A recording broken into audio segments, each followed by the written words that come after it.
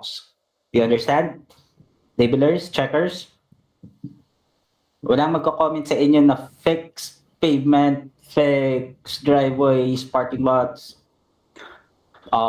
planting strips. Ignore nyo lahat yon. We just have to focus on the crosswalks. So this is an easy project lang. Wag na natin to patagalin. At least we have to finish this today or by tomorrow if kaya. Okay? So ito yung ating training material para sa tab na to. Kindly share it to your teams or pakitignan na rin ako pag may time para meron kayong much better understanding sa kung anong gagawin natin today.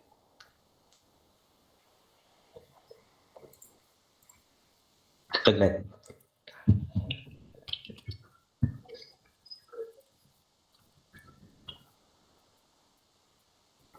Kung meron pa kayong gustong i-suggest about doon sa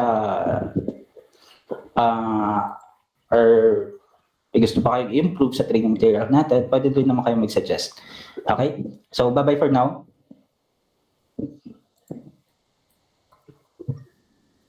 Siyempre, joke lang. Saglit ha. Share ko muna yung screen ko. Okay. Can you see my screen, guys?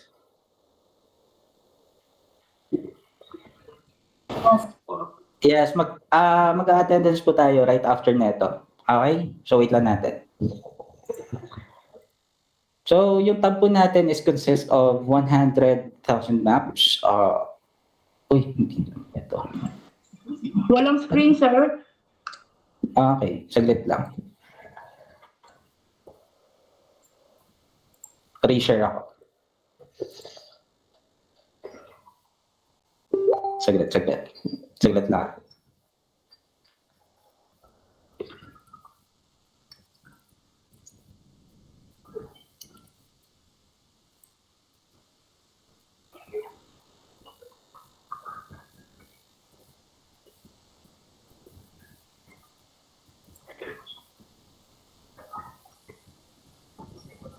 Okay. Can you see my screen? Can you see my screen? Okay. Kanina, nasa 100K tayo.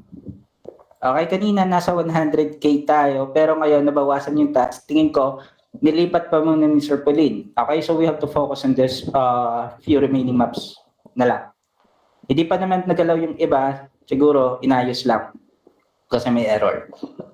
So then again, we just have to focus sa crosswalks. Okay? We have 3 main crosswalks na kailangan ayusin. Okay? 3 lang yung kailangan nating ayusin. So first, we have to check for the standard crosswalks. Next, yung continental crosswalks. And number 3, ladder. Okay? 3 lang yun. 3 lang yung magfo-focus tayo muna sa 3. So ano yung continental sidewalk? Crosswalk, sorry. Continental standard, sorry yung gulo. Standard crosswalks is yun yung meron lang siyang 2 linya sa magkabilaang gilid. Okay? Wala siyang stripes in between. Parallel lines lang na nasa gilid. Okay? Usually nakikita nyo yan sa mga crossing. Okay? Doon lang minsan or palagi yung mga ganong klaseng crosswalks. Number 2, crosswalks which is continental. Okay, yung continental crosswalks natin, again, nasa most probably mga nasa crossing din yan. Yan yung may mga stripes or yung may mga zebra stripes. Yan yung ating continental crosswalks. So yun yung pangalawang crosswalks na kailangan natin i-identify. Number 3, that would be ladder. Okay, yung ladder natin na crosswalks is combination ng 2, which is yung ating standard at yung ating continental. Okay, meron na siyang linya sa gilid, tapos meron pa siyang stripes in between. So for now, any questions sa 3 klaseng crosswalks na to?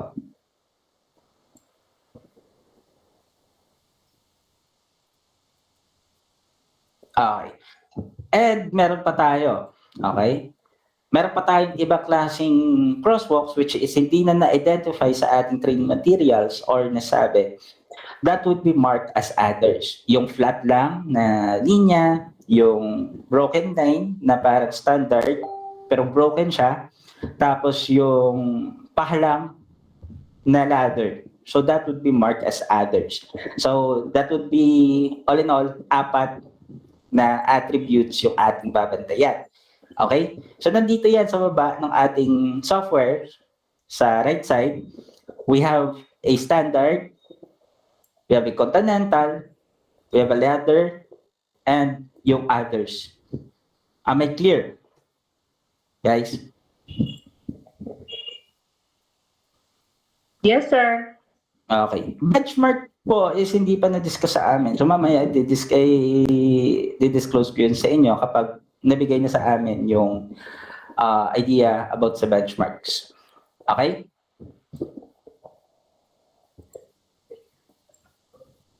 Okay. So then again, guys, we just have to focus sa mga crosswalks na nasa road. Okay? Nasa road. We can ignore crosswalks sa parking lots or sa mga driveways. You understand? Kasi yung mga iba naka-label as driveway kasi nga wala tayong long driveway sa previous projects natin. You understand? Focus lang tayo sa road. Copy? Yes po. 10 So po. how can we work on it? Meron ng mga pre-label na label yung ating crosswalks usually, pero basag na basag yan. So yung gagawin natin, para mas mapadali tayo, it's either delete natin, redraw natin, or i-turn off natin yung attribute. So depende na yan sa inyo kung ano yung gusto nyo diskarte para mapaayos or mapadali yung ating gawa. Like for example, this crosswalks, ano yung magandang label dito or ano yung dapat na i-label natin? Standard. Standard. Okay. So we have to label this as a standard. Right? So first, siguro yung pinakamadaling gawin natin dito is to turn off the road. Turn off muna natin yung road. Delete na lang natin to. Naka-standard naman siya, pero I mean, is wasak siya. So now, we can label it para maayos natin. Hayaan na natin yung sidewalk in between kasi hindi na rin naman natin kailangan ayusin yan kasi that is a sidewalk pa rin. So now, we can label this part as well. Label natin is ganyan. And then, kung tapos na kayo mag-label, pwede nyo nang ibalik yung road. Okay, and as you can see, ganyan yung magiging itsura ng pag-label natin. And guys, take note, we do not have to do overlap para sa mga crosswalks na to. So hindi nyo sila kailangan gamitan ng letter N. Do you understand? 4. Just to be clear, wag na wag nyo gagamitan ng letter N. Okay? Okay. So, napakasimple ng project natin. Yan lang yung gagawin natin and i-check lang natin tong mga road parts. Ignore na natin tong yung mga papasok sa parking lot or yung mga driveway natin. Okay? Kasi hindi na kinakailangan yan. We just have to focus sa road. Uulitin ko yan. Okay? Kapag wala na kayong nakita crosswalks or pedestrian, sabihin na lang natin pedestrian, you can submit your map. So for now, this map, tapos na ako dito, nilabel ko na yung crosswalks, wala na rin namang ibang crosswalk sa map, nothing to check na. So now, I can submit that one. Lipat tayo dito sa isa. Okay, so for this one, medyo marami yung kailangan natin gawin dito. Okay?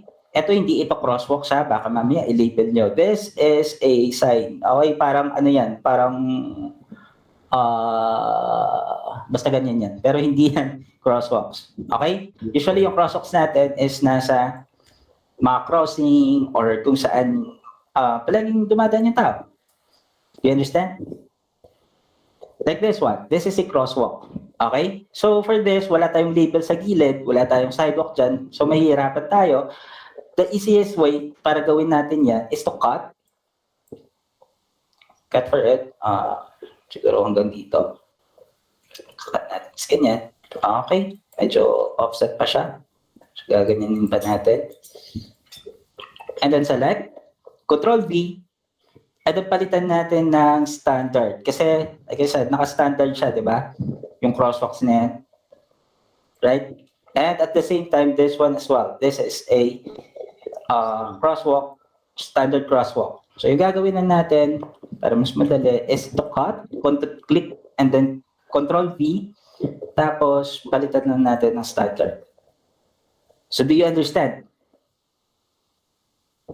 Yes. Guys, kapag wala naman, hindi naman visible yung crosswalk sa ibang parts, huwag na natin gawin. Okay, like for this one, for example, this part right here, wala akong nakikita crosswalks dito. Pero dito, medyo faded lang siya, pero meron siyang crosswalk sa part na to. Okay, so we still have to label for that. All we need to do again is to cut, select, click Control V, and then palitan natin na marking yung isang label. And as you can see, dalawa na yung label natin sa part niya. That would be standard and standard crosswalk and road. Okay? Hello. Any questions? Hindi na pag-end. No, hindi na kailangan i-overlap. No need to click end. Okay? Okay. So now, hanap pa tayo sa ibang parts. Usually, nandito lang yan sa mga crossing, yung mga ating crosswalk. So, meron na yung pre-label. Like I said, meron na mga ganito. I-delete na lang natin yan kasi hindi na rin naman natin sila mapapakinabangan. Pinakamadaling gawin, we can simply turn off the attributes or we can cut the label. This. Cut lang natin. Ganyan. Select. Click Control V. And then, palitan natin ng attribute. And that would be finished na para sa part niya. Hanap lang tayo ng iba pa.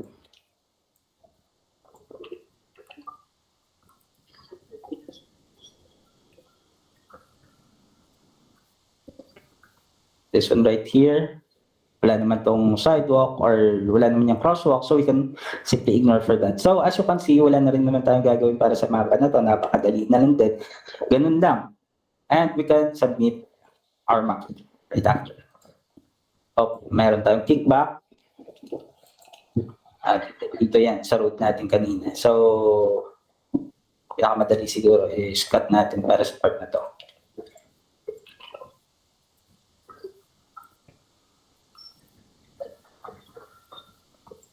Sino natin? Standard. Control T and then again submit. Sliver gap. Kapag naka-receive po kayo ng sliver gap or any other errors sa ating mapa, you can simply ignore for that. So double send nyo lang po. Masasubmit po ninyo yan. Okay? For now, any questions? No, sir. Sure pa paano po yung breach na naka-label ng crosswalk? Delete po ba yan? If ever naka-receive kayo ng ganun, if wala lang din naman crosswalk sa bridge, wag na kayo maglagay. Pero kapag meron, tapos naka-label naman siya as road yung bridge, naka-label pa rin naman yun. Okay, pwede nyo pa rin namang i-overlap yun doon.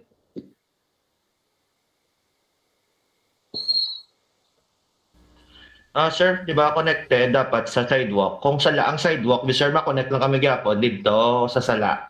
Hindi na kami Kung- mag-fix sidewalk. Again? No. Hindi nyo kailangan mag-fix ng any other attributes.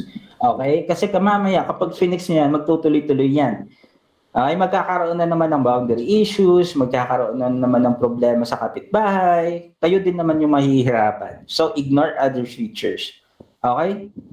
So, bis ka naka-shifted ang sidewalk, kay isa mayara sidewalk nga sala mo, ma-connect lang kami to, bis ka naka-shifted. Sorry sir, hindi kita naiintindihan. Can you speak in English? Gets ko na, sir.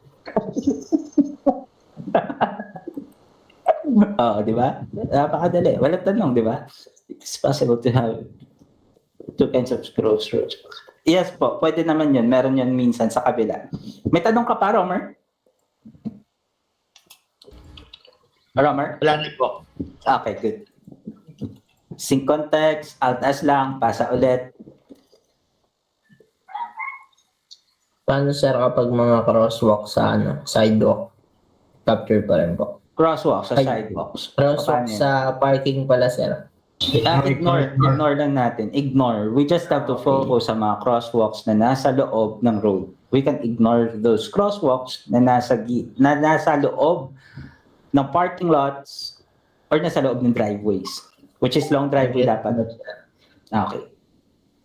Any more questions? Sir, paano kung nag-draw ako ng crosswalk pero si neighbor hindi niya na-draw? I-report Report. ko siya kung nag-draw. Report mo po sa barangay. Kapag nasa filter, okay, guys, tingin ko nahati na yung task. Okay, nalipat sa filter side yung task natin. Wait lang guys sorry saglit. Wala pa akong verification nito eh. Sorry. Nalipat pala sa filter side. Bigyan mo po lang po ako ng few seconds. Task on the filter. What happened to the 1, 2, to task sir 3. Paultin?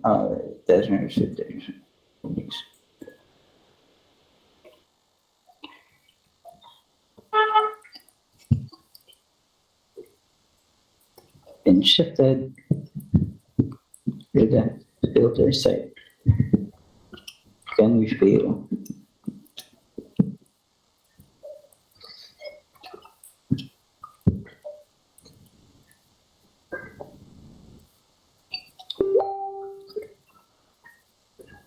Okay guys, nalipat sa filter side yung ating task. So most probably, yung gagawin sa filter side, if ever na makakuha kayo ng task which has a lot of crosswalks na kailangan ayusin, i-push back po natin.